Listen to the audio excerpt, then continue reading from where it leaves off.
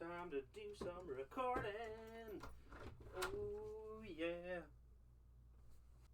What the hell is this? Ah! Oh, god damn it.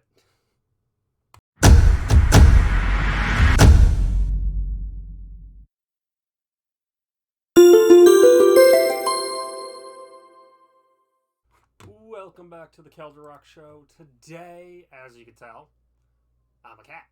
And I'm going to be stuck as a cat today.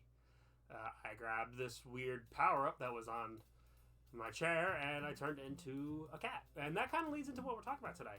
Super Mario 3D World.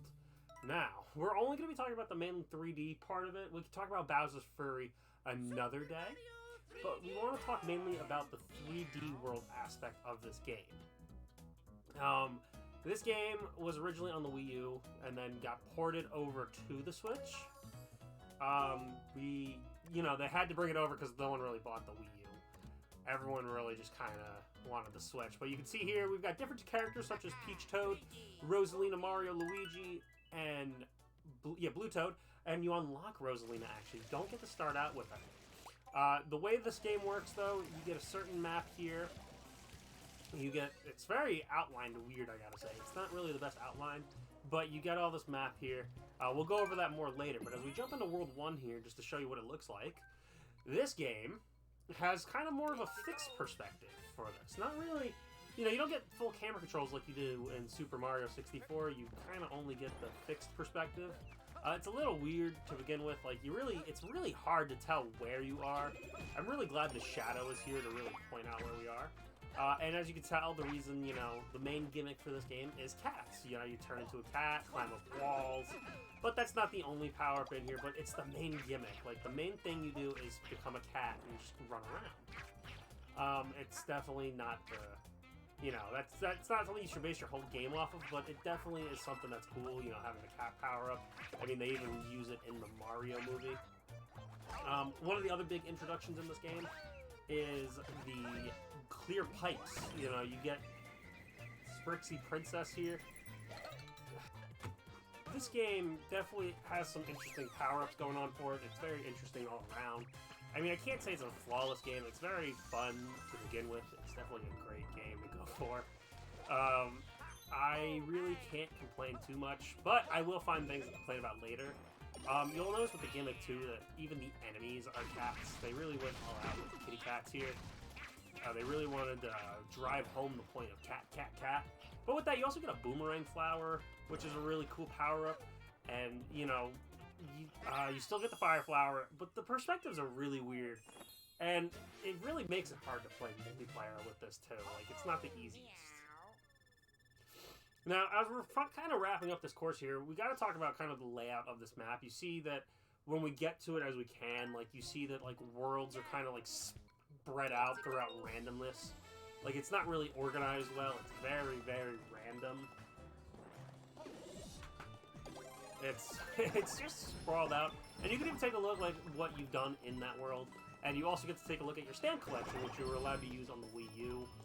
Nothing, it's not the greatest, but it's not the worst. It's, it's cool. It's awesome. I'm not going to complain about it too much.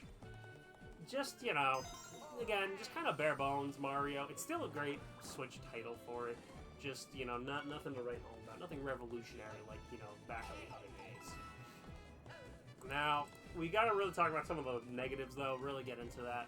I know I talked about it somewhat, but we got to get more and more into it.